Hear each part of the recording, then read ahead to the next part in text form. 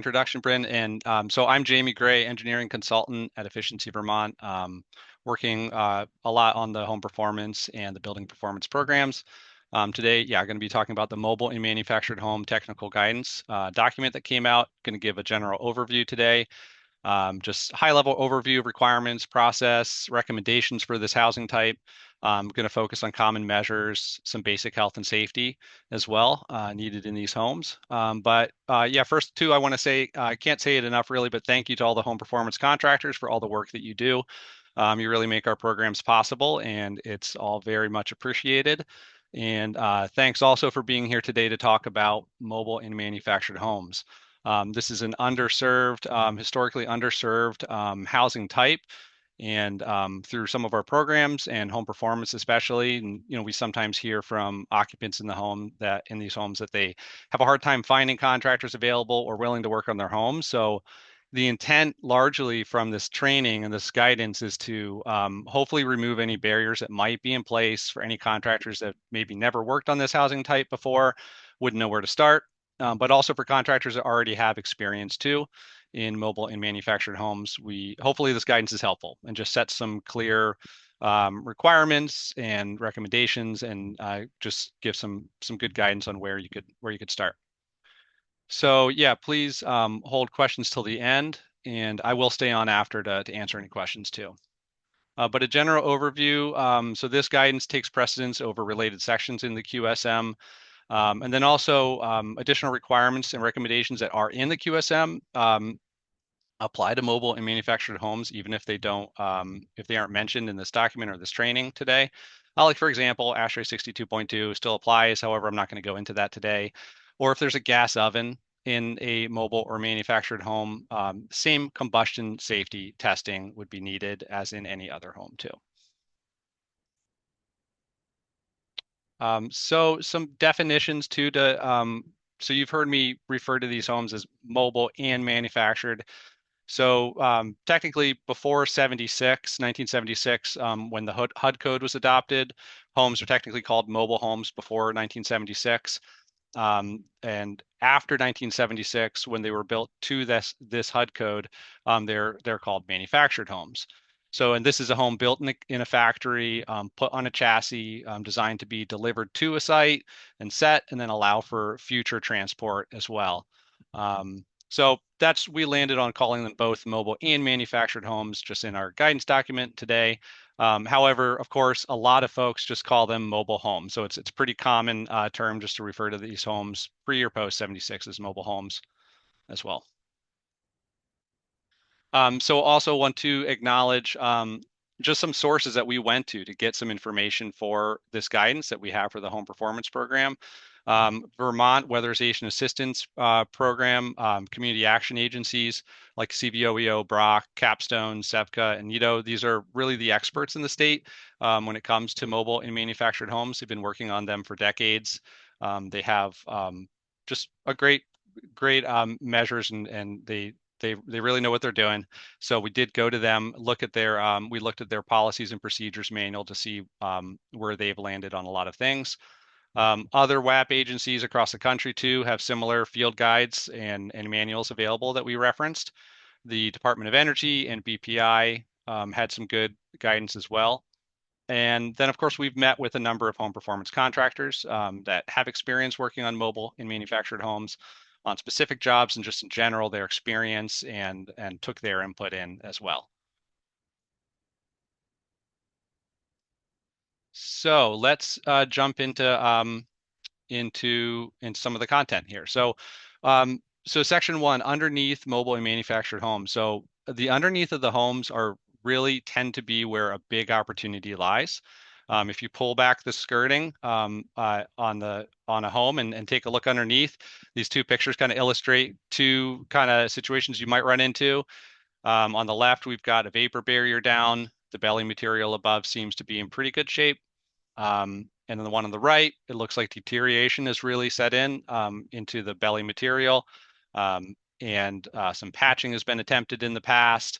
Some insulation starting to fall down. And on the right, however, it's on a slab. So you see a variety of different conditions. And the belly material is pretty vulnerable over time, whether that be to from moisture under the home, or even other trades like somebody coming to install cable, or some other trade might cut the belly open to make a repair or do some work and might leave it open. That can be seen sometimes. So whatever it is, or it could be rodents that get in there too. But um, that all being said, there's just generally an area of focus, an opportunity in the home for improvement. So let's look at some pictures from the factory. So I wanted to show some pictures from a factory. This is like recently in the last couple years, a mobile home being constructed, and we're looking at the floor system, and it's turned upside down in the factory. So this is upside down, but as you can see, the main heating trunk is when this flips back over, is going to be below the floor joists, and we've got supply runs running to the exterior. There's also some plumbing, some PVC drain pipe as well. All that's going to, when this is set, is going to be underneath the floor joists. It's actually quite common that you'll see the supplies in line with the main heating trunk. So here they're jumping out to the exterior walls, but it's pretty common you'll see in a lot of them. They're right in line, and there's just a boot connecting straight through the floor. And here they're putting fiberglass insulation down. These, I believe, is 2 layers of R11, so like an R22. But as you can see, it's pretty crammed in certain spots. So overall, not the best installation, but this is how the belly is insulated. And then we have a belly wrap put over top, stapled in place, chassis put on top. And you can start to see why this is called a belly too, because it's rounded on the bottom. I like this next picture too, when it's flipped over on its side. So I think to me, this just illustrates well, like why this is a great opportunity, for these homes, the underneath of the home, because there is access under there. And out of the factory, this performs, I suppose, okay for what it is, but over time, as holes develop, that's can allow a lot of air leakage into the home and allow an opportunity for the insulation to fall out. So in the guidance document, we kind of landed similar to how the WAPs define things too. We broke out the different types of mobile and manufactured home belly types. So type A, the joists run crossways like we saw in that picture. The wings outrigger section is labeled on the outside of the chassis, the perimeter of the home. This is flat, and the center belly has sags and has a rounded bottom. So the center belly has a deeper cavity, and in this illustration, you can see the ductwork is below the floor joists. There's some plumbing running below the floor joist too. So there's a lot going on here. It's not just a floor system with insulation in it. So belly type B, very similar to belly type A. Really, the only difference here is that the center section is flat. And if you're just, we just called it out because if you more common, you're going to see belly type A with a rounded bottom, in my experience anyway. And then belly type B just has a flat bottom, but is really addressed the same as belly type A. So belly type C, the joists run long ways. So this one's a fair bit different. And because the joists run long ways down the length of the home, there is an opportunity for them to put the ductwork in the floor joist cavity. So the outrigger and wing area is flat, the center belly is flat, and there's a lot more room to work under there, for instance. And this type of floor system here can get addressed differently. So to go over, like we broke down for the underneath of a mobile or manufactured home, we broke it down into like two options of ways you could approach these homes. Option one is to basically patch and air seal the belly material itself and then insulate the cavity of the belly. So here are a list of preparation and assessment steps. So number one would be listed here as duct repair.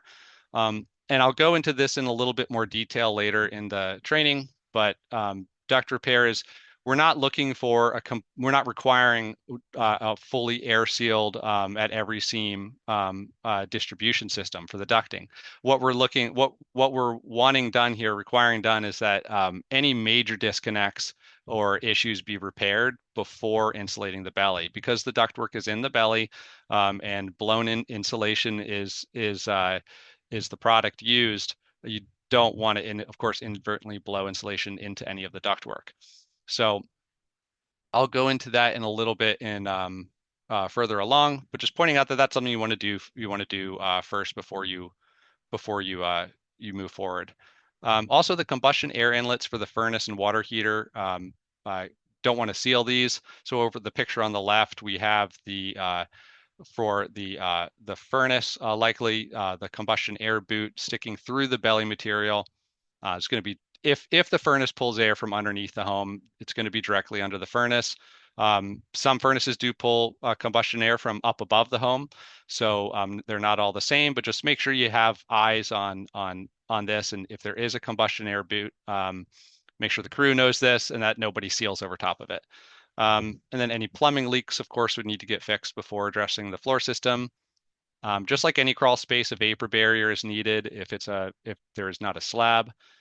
The dryer needs to be vented to the exterior. So sometimes you'll see issues under these homes where the dryer vents under the home, which can cause a lot of moisture buildup under the home. And is sometimes a reason why maybe the belly material has actually failed in that location because of a dryer that's maybe disconnected or just never actually got vented all the way to the outside. And then holes and penetrations, voids through the floor sheathing. The picture on the top right is just showing some caulking. This is really typically can be done from inside and is often best done from inside because you're looking under kitchen sinks, bathroom sinks, things like that, water heater closet for any penetrations. Because when you blow insulation into the cavity, of course, you don't want it to blow up into the home anywhere. And then, of course, like identifying anywhere that needs to be patched in the belly fabric itself. So next step would be patching and air sealing the belly in this option. So again, some homes, like the picture up on the top left, that's likely, at least in the section the photo is in, is a very large patch would be needed. So we broke it down in this guidance as to allowable materials and not allowed materials. Really looking to the Weatherization Assistance Program for what's worked for them for a long time. With good results, and that's a weather-resistant barrier, also known as like a house wrap material, is very effective here. So a house wrap material for larger patches held up with some strapping for support and air sealed with single part foam is a great measure. Can really air seal large areas. The products aren't particularly expensive, and a lot of people are familiar with them too. For smaller patches, just some caulking or sealant around the patch. Smaller patch up with stitch staples can be is allowable as well. And then plywood or rigid foam board in some areas, maybe in the outrigger areas or wings, might make sense too. So that's allowed. And exterior air sealing tape. So this is only going to be allowed where you can apply pressure against a solid material. So like the gentleman is showing in the top right here, there's the PVC pipe is coming through the belly material, and he's sealing the patch using some tape around that PVC. That's a good example of tapes could be an effective air seal there that could really last a long time. The issue within other areas of the belly, trying to seal seams on the belly or on patches from underneath, is that there's really you can't put pressure against anything. So when you're pushing up on it, there's a lot of, it's just the fiberglass up there often, and it's not likely to get a good seal. So also not allowed is 2-part spray foam. We don't want to see mobile or manufactured homes gutted and have closed cell spray foam installed. Poly vapor barrier also not allowed for patching because mobile manufactured homes are particularly susceptible to damage from plumbing leaks. So we want to see something that could breathe, allow some drying to the outside. like a house wrap material, where a poly vapor barrier would just trap and hold the water. So like any leak in a mobile or manufactured home, like has to go, if it goes unnoticed, is going to go down through the whole floor system and could cause some problems. So ideally, we want to help any way we can to allow that to dry out. So, and just another comment about the tape there in the not allowed column. Okay, so once we have everything patched, and I'll have some more pictures near the end showing like some finished work to show some of the patching. So after everything is patched and air sealed, we just going over the process for insulating the perimeter here. So this is really for all belly types A, B, and C. The wings and outriggers are the same in all these types. And so the illustration on the right is showing the issue here, and where a big opportunity lies is that the fiberglass settles. So this is pretty typical, is that you're going to have at least a couple inches around the whole perimeter of the home with an uninsulated rim because the fiberglass is settled. There's a picture too, and I think these are workers that had removed a door and were putting in a new door and maybe replacing some of the subfloor here. And it's a great picture because it shows just that too. It shows that the fiberglass in the rim is settled. So the measure here is dense packing this cavity with fiberglass. So by dense packing with fiberglass, you're going to stop a lot of that air movement. You can insulate the cavity really well. Um, and what's allowed is fiberglass. Not allowed is cellulose or two-part spray foam. And the reason being is that cellulose is heavier than fiberglass. And when we're looking at these homes, again, vulnerable because of that, the belly material is maybe the weak link in this whole underneath of the home. And we want to reduce weight on it. So if you're cognizant of how much weight you're putting on it, it shouldn't be an issue.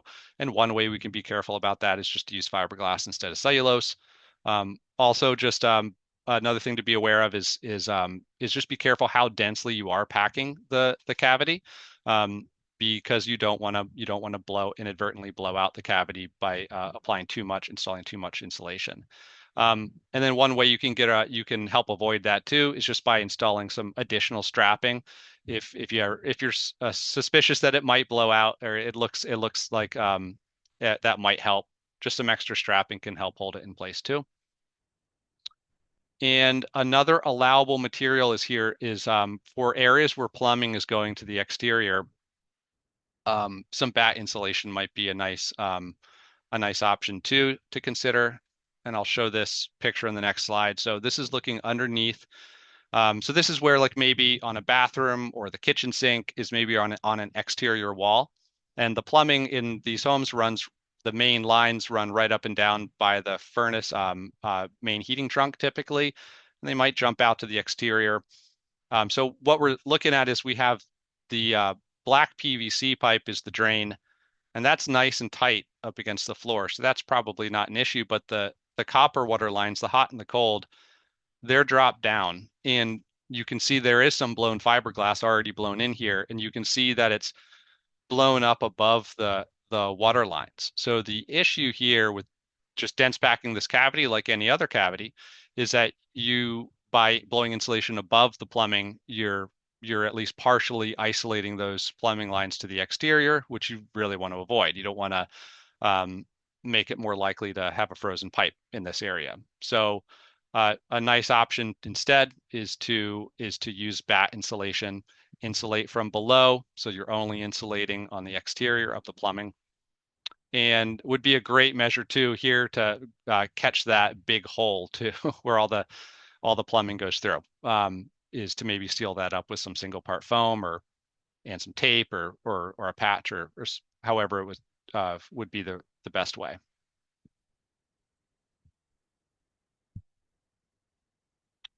Okay, so insulating the center. So we've talked about the outriggers, the perimeter of the home. The center is obviously different, especially for belly type A and B.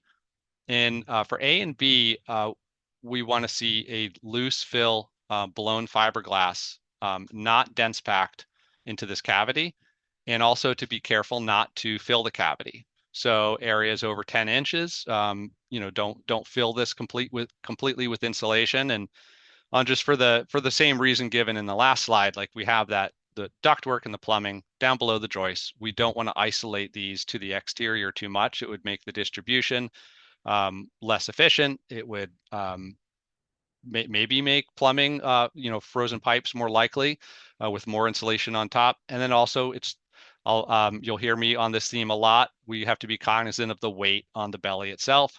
So it's a pretty large cavity. If you were to fill that up completely with insulation, you might make it more likely for the belly to fail or come down.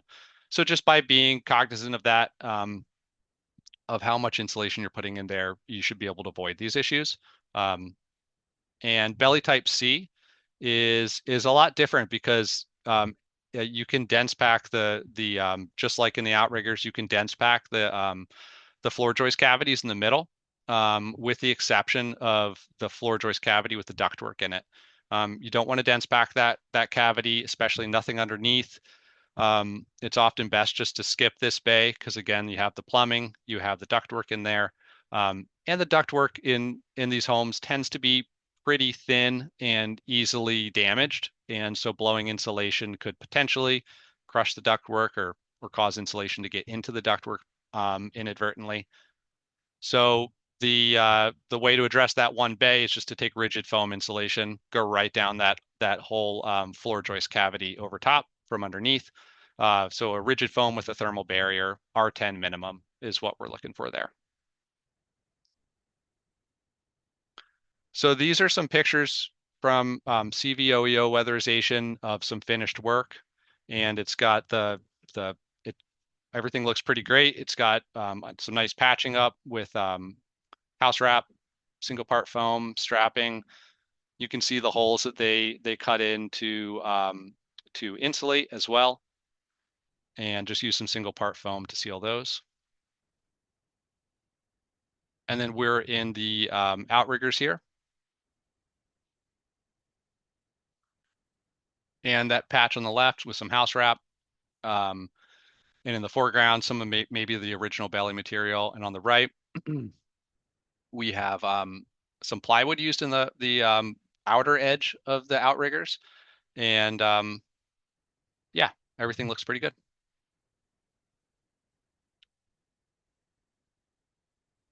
So that's what we're basically looking for option type one. So moving to option two, and I'll add about option one. That is the preferred method, generally speaking. So in most cases, that is where you're going to see the longest lasting measure, the biggest improvement to the home. Option two might come into play for a variety of reasons. Maybe in some cases, like previous plumbing repairs, might have the plumbing drop down below it where it was originally factory installed and doesn't really allow you to patch the belly. Or maybe there's a good opportunity where it's a really particularly dry home on a slab. And like this picture on the right shows, maybe the existing skirting is actually framed and really solid and structurally sound.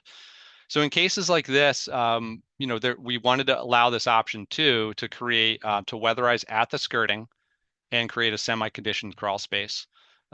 So yeah, first and foremost, the skirting is required to consist of structurally sound framing, like wood sheathing or similar structurally sound material.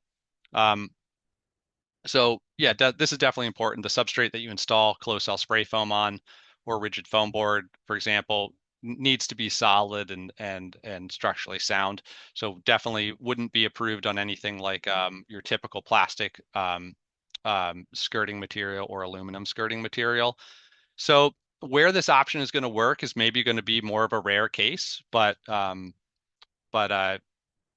we're going to outline it anyway because here and there it's going to come up as an option for sure. So for one requirement too for this type of measures, we're just asking for photos of the project for pre-approval so we can review before insulation is installed so we can see the condition of the skirting too. So venting the dryer to the exterior, just like in option one, super important. Plumbing leaks, of course, need to get taken care of before we're addressing this area. And furnace water heater or a gas water heater combustion air. So the same picture I've got up on the top left is The difference here, though, is that it needs to be extended to the exterior, because if you're sealing and if you're air sealing at the skirting, this combustion equipment needs to get air from the outside, and this is just coming from the manufacturers of your typical Category 1, furnace in a mobile home. They have outlined in their manual that you need to extend it to the outdoors, and this if this is the condition. These manufacturers do sell kits that will extend, or you could use similar material to duct it to the outside in a similar manner, like above snow line. Make sure you have a good screen on the end as well. So these are things to take into consideration before you start. Oh, I'll add too, I don't think it's on this slide, but making sure that the space is just like any crawl space or found or basement that's being weatherized. Of course, you do need to make sure that it's a dry condition. And then in the QSM, we define, I believe, damp and wet basements, and like what measures need to be taken before weatherizing in those conditions. So same applies here.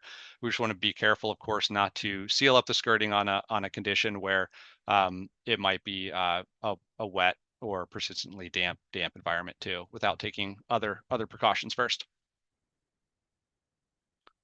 So typically this measure would be installed with a where there's a slab in place, where you could insulate on the skirting and connect to the slab, so the air barrier is complete there. However, we wanted to open this up as a potential option for the home performance contractors. So if there's a dirt floor, a vapor barrier could go down. Now, this would likely be a difficult measure to do well, but because it would require air sealing around all the blocks and any other penetrations from the supports holding up the home. But so special attention would have to be paid to making sure it's airtight, um, because it would not only be acting as a vapor barrier, but it would be acting as an air barrier for the home too. So after installation, also it's recommended to do blower door assisted smoke testing, and so get a worker under there while the blower door is running with a smoke puffer or smoke pen, and check some areas where there might be any concern for air leakage, and see if the area is tight or not.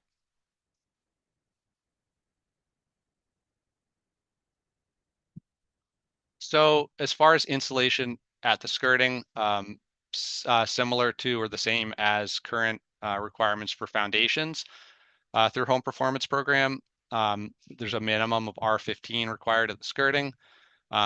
We want to see a connection of the skirt's air barrier to the ground's air barrier, a minimum of 1 foot overlap. So this is where the spray foam's coming down and at least a foot onto the slab, because that connection's really important. We want to make sure that that's solid and doesn't come apart or allow air leakage in over time. If rigid foam board is used, of course, all seams need to be sealed, perimeter needs to be sealed. So a thermal barrier we landed on this with mobile or manufactured homes. We landed on requiring a thermal barrier, even if this area is not used for storage, just out of concern for potential fire concerns for these homes. Just figured it'd be worth the extra precaution to also have a thermal barrier installed. And if there's now wherever there's a hatch, R15 good weather stripping is also required. And for online rebate center reporting, you can use the existing condition of the belly floor system when submitting, and you can enter it as a basement insulation product. So yeah, allowed materials, like I said, closed cell spray foam, rigid foam board with thermal barrier. Not allowed would be bat insulation or blown in insulation. It just seems like it's very tight quarters to get to work in, and there's concerns about like, would this really be an airtight, good final product using bat or blown in insulation here? So we've talked about the ground, the skirting, and now let's talk about the rim here. So this is a recommendation, of course, that you would also address the rim if you're doing option 2 and you're addressing the underneath at the skirting. So like this is just a recommendation, not a requirement, but I mean, like I would compare this to like if you were to do a foundation insulation on any other home and you would not do the rim. It wouldn't seem that likely anybody would do that. So here, for the same reason, it would be great to also hit the rim. And the recommended practice is actually to dense pack that cavity with blown in fiberglass. So if the belly material is in good shape and is there, dense pack that with fiberglass. Again, not too high of a density, and pay special attention where there's plumbing. Um, but this is the preferred method. Of course, the other option too is to cut the belly material back if you're using closed cell spray foam, and then go all the way up to the rim, to the top of the rim. So this is rim only. So we wouldn't want to see it come into the floor, but just the rim and down the skirting. It's another allowable approach too. The reason the first method is preferred is because um, if the belly material is already in good condition, ideally it's left in place too, in case this, the skirting measure were to ever fail, or, over time the hatch becomes loose and cold air can get into the home. If the belly materials or the belly is already, in reasonable condition, that could act as a second thermal barrier in the future if needed. So here's some examples. From Heat Squad, from projects in the past, of some closed cell spray foam at the skirting.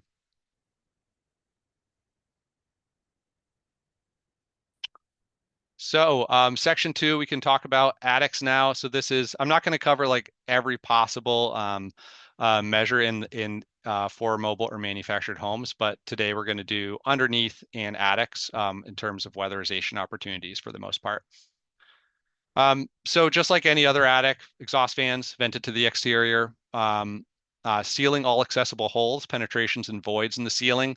Of course, there's really not enough space in most of these homes to actually physically access the attic.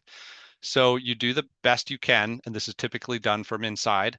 Um, One area to pay attention to is above the furnace, and you have the roof jack that's penetrating through the ceiling, some high temperature caulk around that. It's usually a easily accessible area, a great place to air seal, but definitely want to check all closets everywhere in the home, and use some caulking or single part foam maybe where needed. And also just wanted to point out a recommendation to assess the durability of the ceiling material for supporting insulation. Um, and just make sure that we're cognizant that we're not going to put too much weight on maybe an already damaged or sagging ceiling. So just be cognizant of that, please. And checking for roof leaks. It's just like any other home too, of course, you would check for roof leaks as well before starting. So looking at the factory pictures again here, so this is maybe like the most room you're ever going to see in a mobile home attic. This looks like a double wide being constructed. But even with as much space is in there, the trusses inside are everywhere. It would make access very difficult. So maybe in some cases you can get somebody, a worker, into the space to do some more air sealing, which would be great. Um, and there's, of course, different types of ceilings. We have bowed, flat, pitched. Sometimes seeing, more work done on the homes. There might be a roof put over top of the original mobile or manufactured home. And then double wides can have vaulted ceilings too. So like the last picture of the double wide, this is a flat ceiling. And then sometimes there's vaulted, and then sometimes it's a mixture of both. So you might have the bedrooms on the end with a flat ceiling with maybe some room to access, and then a vaulted in the middle where the living room or kitchen area might be. So if there's access into the flat areas, just pointing out that the wall that connects the vaulted area of conditioned space to the unconditioned space in the attic, that might be an area to address too, maybe with closed cell spray foam. So yeah, insulating the attic, blown in fiberglass or closed cell spray foam, maybe for, like I said, those walls that connect flat to vaulted ceiling areas. And then not allowed to cellulose for the same reason we gave below for the underneath of the homes. Just again, want to be cognizant of additional weight, um, uh, put on these ceilings. And then so yeah, no more than 14 total inches. So you'll notice the with these homes we're coming around guidance is certainly different than other than our typical home performance projects. So the R values and the total insulation depth is going to be a little different. This is all going to be is outlined in the online rebate center contractor guidance document too, that you can reference. And for roofs over top of the original roof, when access allows, it's important to and required to insulate the original roof cavity first before you insulate if you're going to add additional insulation on top. And I mean, that would be a great opportunity too if you do have access to the roof over the original, because at the eaves in a mobile or manufactured home, it can get very, very, very skinny there. Maybe not a lot of room for insulation just in the original roof cavity. So some pictures here. Just going to go through somewhat quickly, but just go through some pictures of what different options are out there for accessing these roof cavities. On the left, this is maybe the most advanced, way to go about it, and but it's certainly possible. For some of these homes is to come in through the eaves with a long tube and work your way down.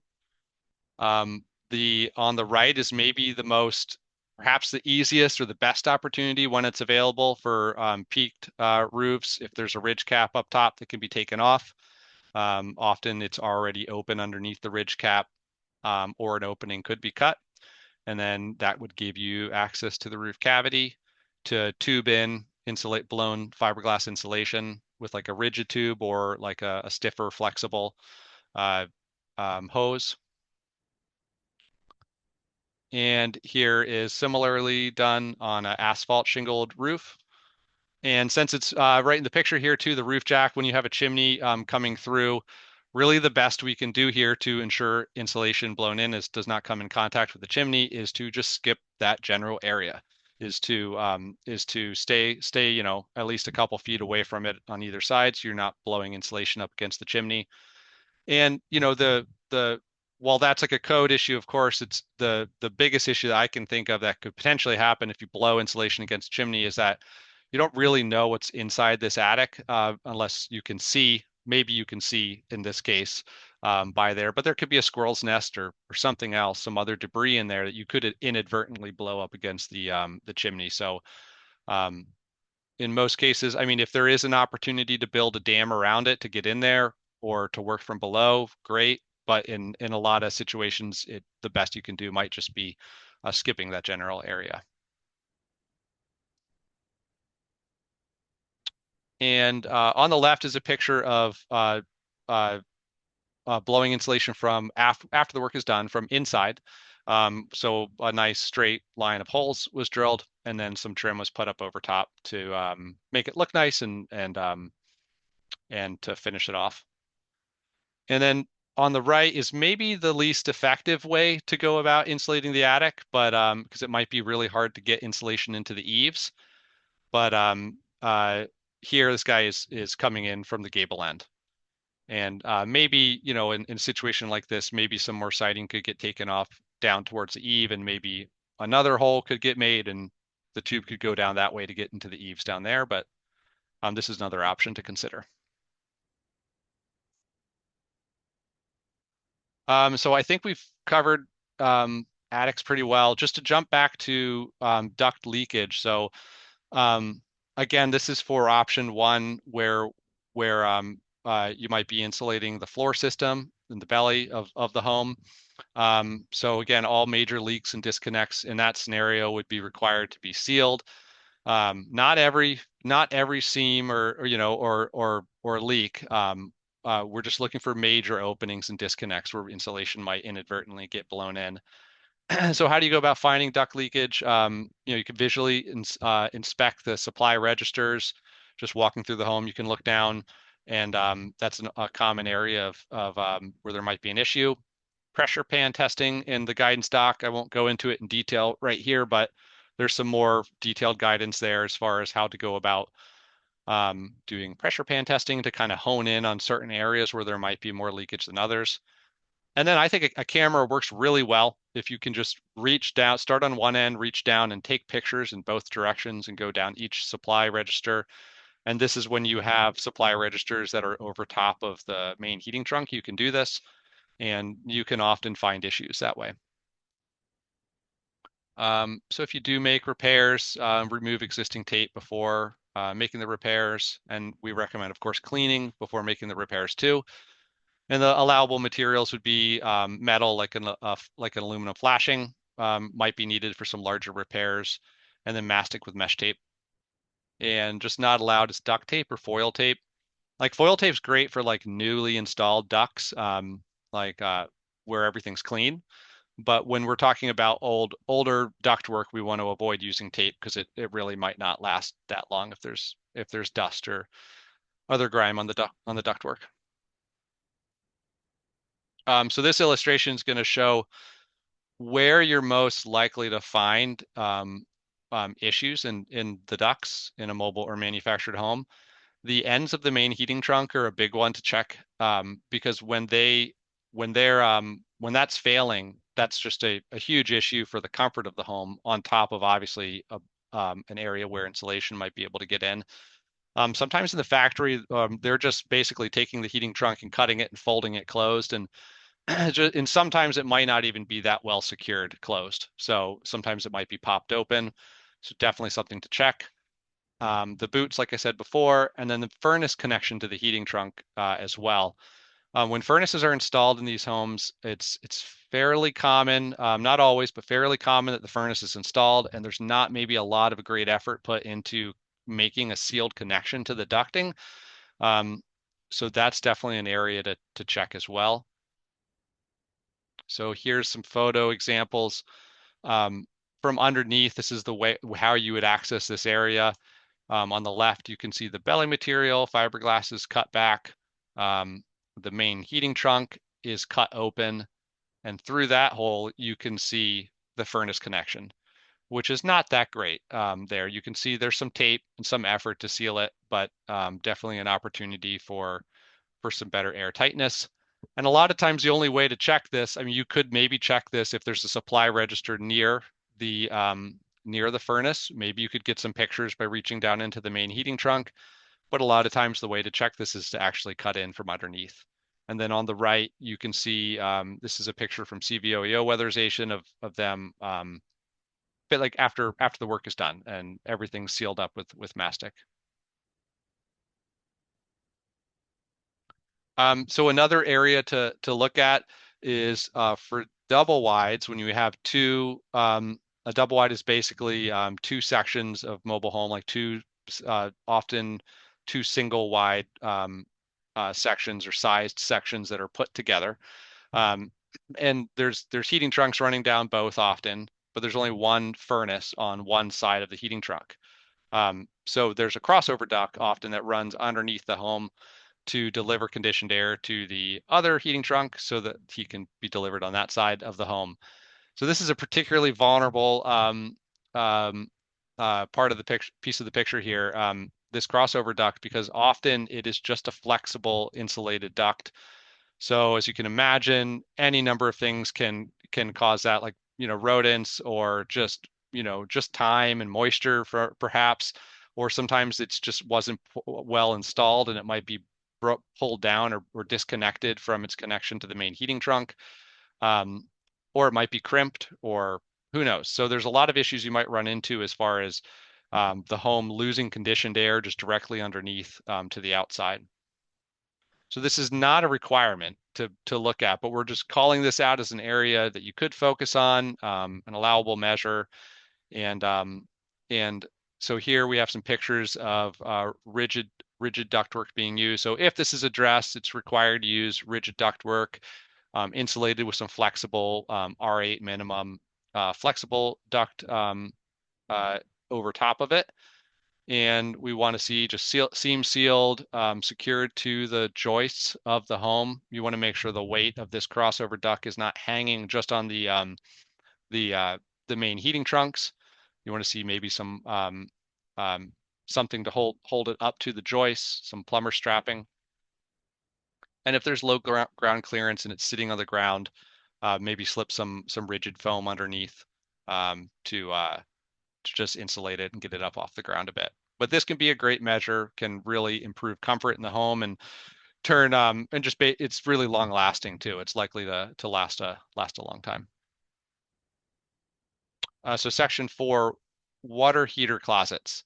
So the water heater sometimes on these homes is access from the outside, and there's a closet with a access panel or door. You'll often likely see that the water heater is inside the home in a closet, in maybe a bedroom closet that's really hard to get to.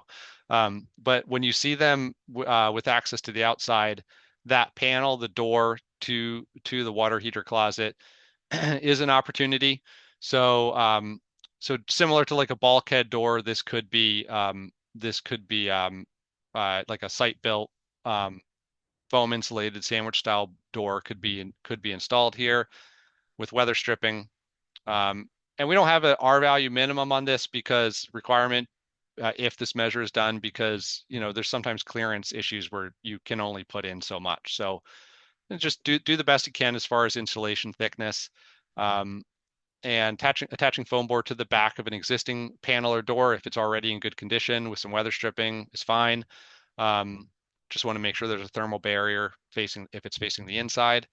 And just want to call out, it's not allowable to just open the door, friction fit a piece of foam and close the door and call it good. That wouldn't be very effective or very safe either. So in here we can see this is like a gas water heater also, and there it looks to be a bypass connecting into the living area. So and we'll touch on this in the next slide. So gas water heaters in closets with exterior door access. So we're going to talk here about how to do combustion safety testing in this situation. So the requirement to begin with is to seal all air leakage pathways, like that big opening that we saw in the last picture, that connect two conditioned areas in the home. The intention of these closets is that what we're looking for is completely isolated, separated from the rest of the home with a pressure boundary on the walls of that closet. So also the air inlet providing combustion air. It's really important, of course, that these units, gas water heaters here, have access to exterior air for combustion air. So we want to, of course, make sure that is not obstructed in any way. Then we have two scenarios about how this could be tested. So scenario one is a pretty unlikely situation. As you can see from the last picture, it's a very tight closet. Most of the time it is a very tight closet.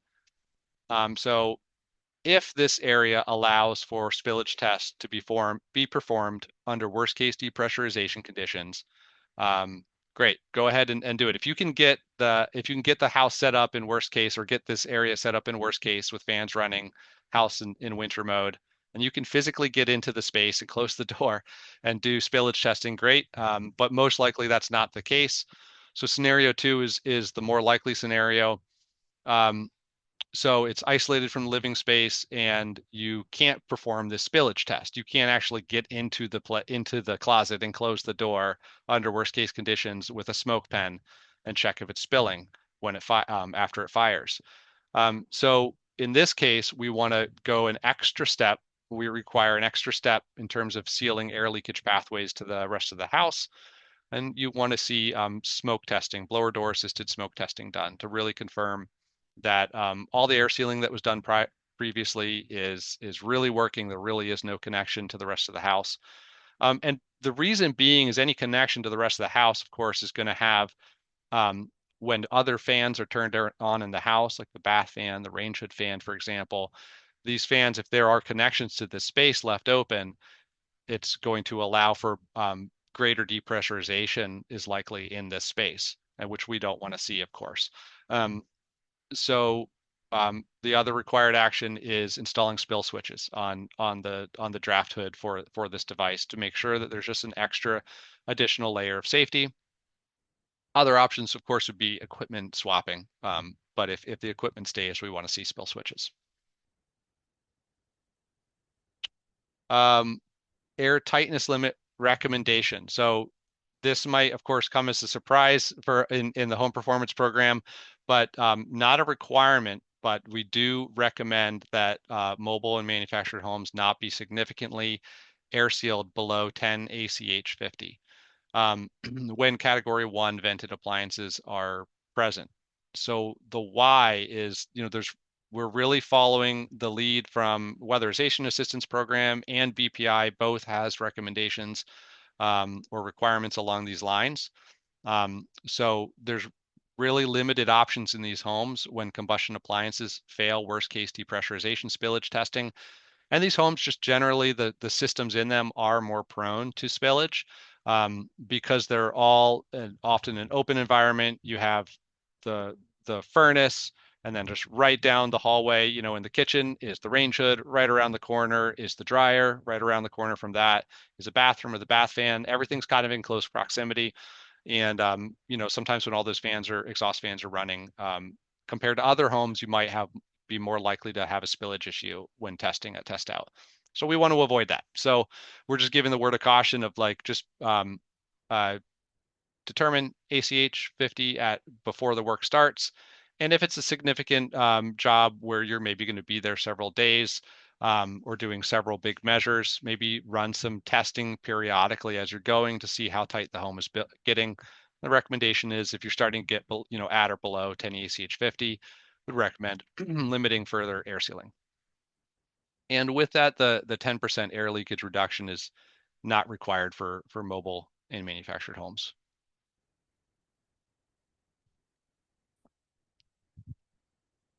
So along the same vein, with ventilation, if you're installing a new fan as part of the home performance project, the recommendation is that it's 80 CFM or less.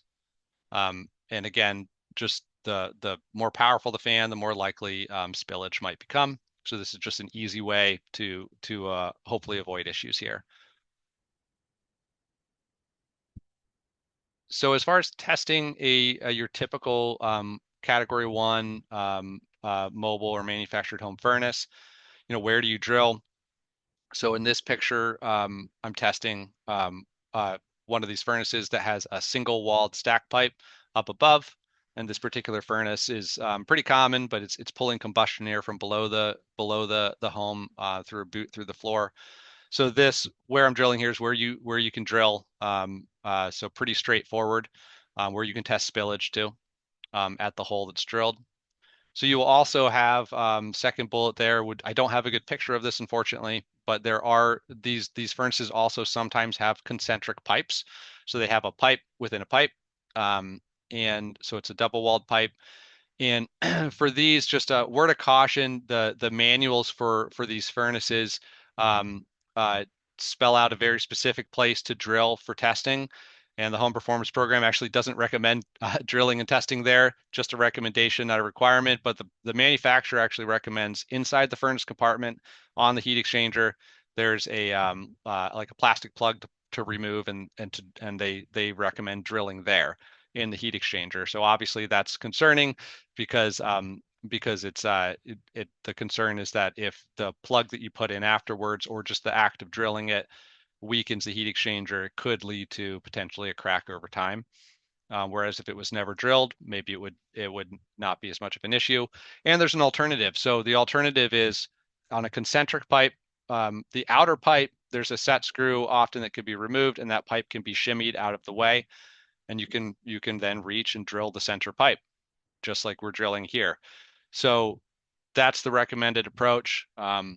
And after drilling, it would be good to use a metal plug or a metal bolt of the right size with some high temp caulk versus tape, just because it would be a longer lasting seal over top.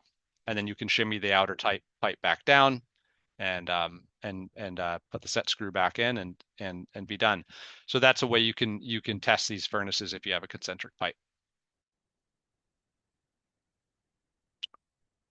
So section 9, to talk briefly here about water lines and other plumbing under the home. So the water service to the home is a particularly vulnerable area of the home to frozen pipes because, of course, it comes out of the ground. It's exposed for a period, a stretch, and then it goes into the home. So where it's exposed, typically folks in these homes are using heat tapes, and then maybe even pipe wrap over top of the heat tape.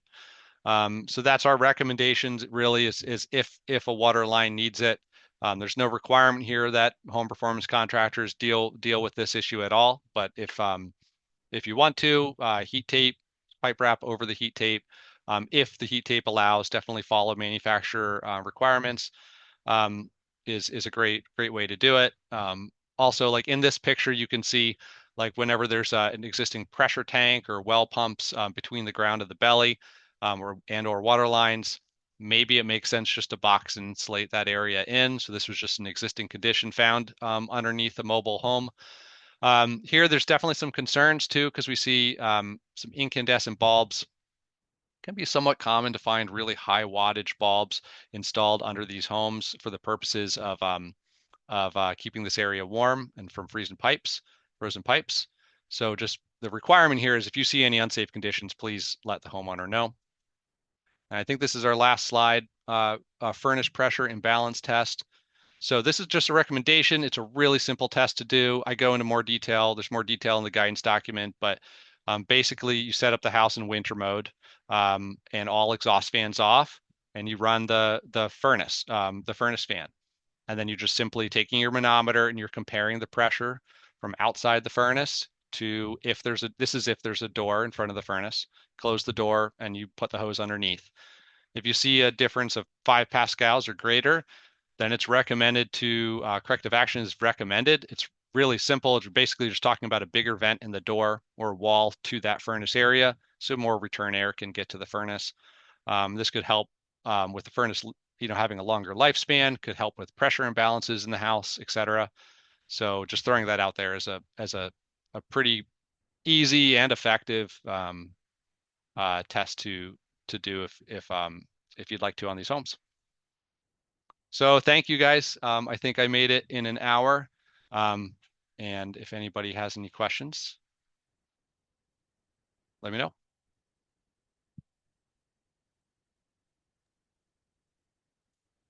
All right, thank you so much. I'm going to invite Tiffany on, see if you want to help facilitate the Q&A portion of this.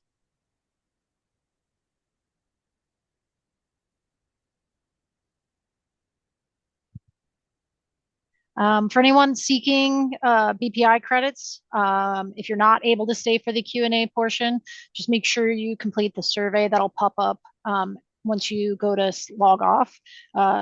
Again, we just have a couple questions for feedback, and then that last one asks for your BPI number so that we can report credits for you.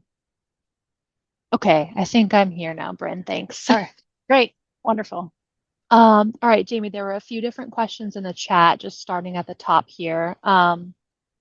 Earlier on in the presentation, there was a question about house wrap is not an air barrier. Should the belly be air sealed with exterior WRB like Mento or Madge Vest? Yes. Yeah. And sorry, if the term house wrap, yeah, I was thinking of like so yeah, I mean, there's a variety of brands that might work, but yeah, like an exterior weather resistant barrier um, would be the preferred material to use, or often just commonly referred to as a house wrap. But that can be an effective air barrier if well detailed. Yep. Awesome, thank you. Next question is, can you use tape to seal the hole from hose after the bay is full of cellulose? Great question. The preference here is to use the single part foam. So the requirement as listed was to not use tape. And understand this might come as a surprise because air sealing tape is great and there's a lot of great areas where it might be used, but because we're also being careful about how densely we are packing this in the outriggers, it might not be as great a solid surface to apply the tape, and especially in the middle, we're not dense packing at all. So the thought was to just require single part foam to do the air sealing on the holes and the seams. Great, thank you. Next one is the need to consider weight, thereby limiting insulating materials based on these structures needing to remain mobile. Um, Great question. I mean, no, I guess the bigger concern is just that a common way, like like underneath the homes, for example, that belly material, it's just it's a particularly vulnerable area of the home, and it's somewhat common that over time, um, um, the belly material might fail, and it can fail for a variety of reasons. I mentioned some earlier. So just being cognizant of the weight that we're putting on that material, or on that belly material.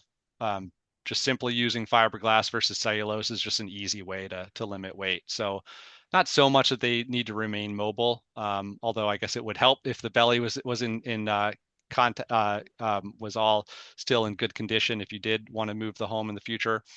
But it's really just a weight issue. And same with the ceilings too. These homes aren't often made with the same materials that other homes are made with, and sometimes are just more prone to sagging or issues from weight. Awesome. Next one is there no intumescent paint required on the foam? There is intumescent paint required on the foam. So sorry if I didn't make that clear before, but yep, we want to see the thermal, as often called like a thermal barrier. But yeah, intumescent paint would likely be the go-to for closed cell spray foam there for underneath. Great. Creating a semi-conditioned crawl space might be dependent on mobile home park rules. Is that a little bit of a, yeah. Oh, good to know. Okay. All right, 1 second. Yeah, Um, and Sonia, if you have any more information on that, please let us know too. But I guess I wasn't aware that mobile home parks might have specific rules there. Next one here is 10 mil is radon retarder and 15 mil is radon barrier. Um, should we not have 15 mil polyethylene plastic on the ground to be recommended? Yeah, great question, Chris. I guess we're just we can consider that, but I mean the current requirement for other home performance projects is 6 mil minimum, and this is mirroring that here just for consistency. But good to know. Thanks for sharing too about the radon retarder at higher mills. Next is why no more than 14 inches? Is this weight, moisture, or condensation concerns? Yeah, we're mirroring the WAPs here in Vermont, like the Weatherization Assistance Program, their policies around limiting depth for weight concerns. And then after talking to them about it too, just want to be cautious there and follow what they are currently doing and what's been working for them. And last one here is these projects are more labor intense than in a home. How do we justify the additional cost to the most economically challenged population? Yeah, great question. The first step we're doing here is to offer this guidance to hopefully at least take that as much as we can off the table as far as any issue of like contractors not knowing where to start or how to work on the homes. But as far as being labor intense, yep, makes sense. Like a lot of the option one of working on the belly under the home, yeah, it's a lot of labor. The materials maybe are not that expensive though. So um, hopefully the projects can still be viable, from a contractor perspective of being profitable and to make sense in that way too. But it's a great question, and it might be a challenge as we move forward with it. But we're all ears if you guys have ideas.